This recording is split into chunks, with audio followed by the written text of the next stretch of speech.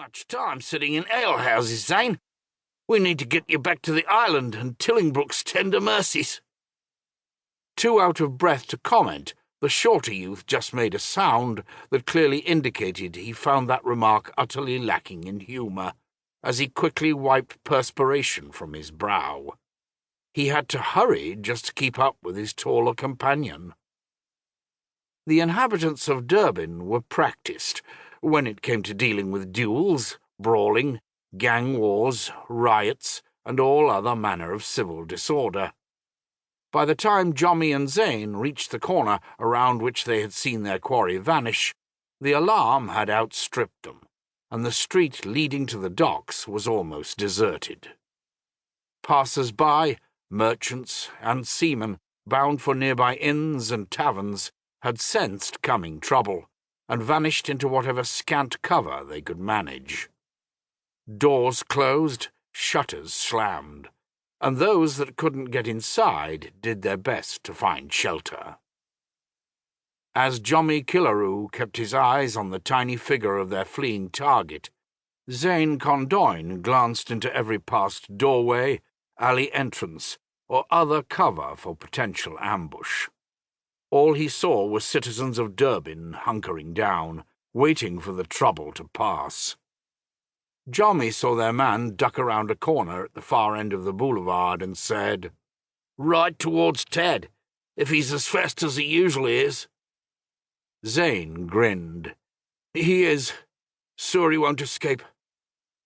For a month, Jommy, Tad, and Zane had been on the trail of this man, an erstwhile trader named Aziz Suri, a desert man from the Jaipur, who was reputedly an importer of spices and oils from the free cities.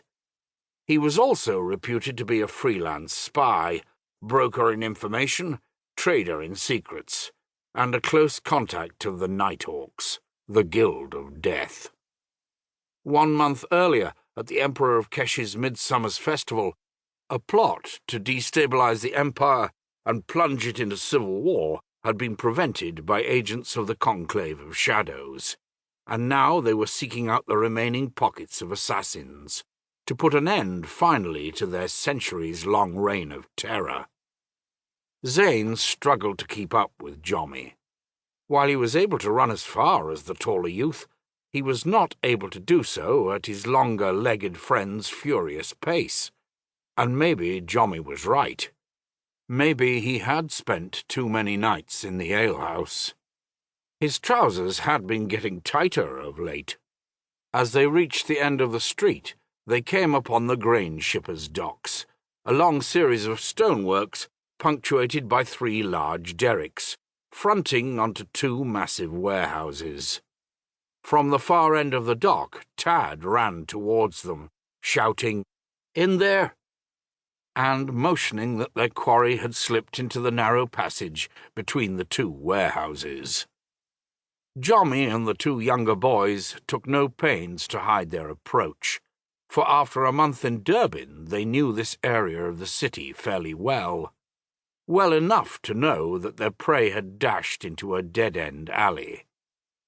When they reached the narrow opening, the man bolted from it, heading straight towards the harbour.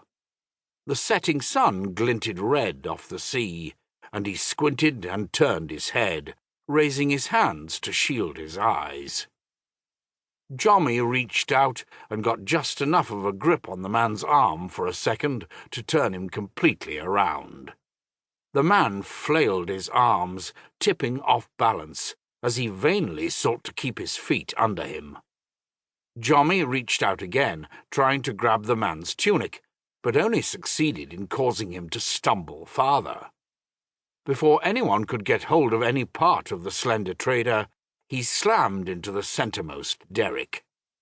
Stunned for an instant, the desert man turned, teetered, and then, as he regained his wits, stepped off the edge of the pier. A cry akin to a dog whose paw had just been stepped on filled the air as he vanished over the edge. The 3 young men hurried to the edge and looked over. Dangling from the derrick rope just above a loose cargo net was the little trader.